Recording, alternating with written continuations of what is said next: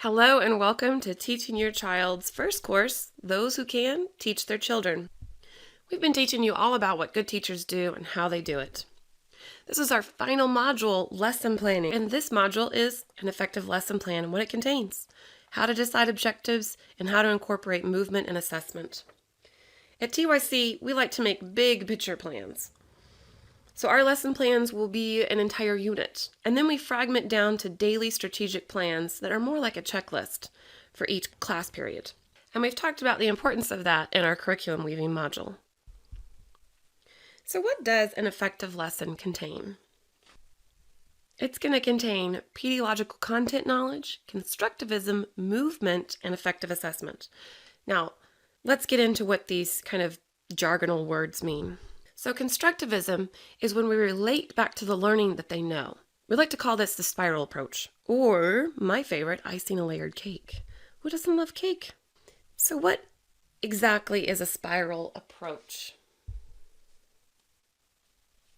This is a method where the basic facts of a subject are learned without worrying about the details.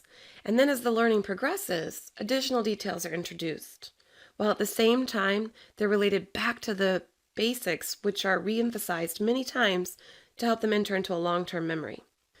All right, so you guys know what time it is. It's time for the stylus, and I don't think I've gotten any better, but we'll work through it here. Okay, so in the spiral approach, we've got some observing and reflecting going on. And then we move into when we're learning, the actual learning of something. It's really getting cemented into those synapses. And then our brains will decide or plan where it needs to go.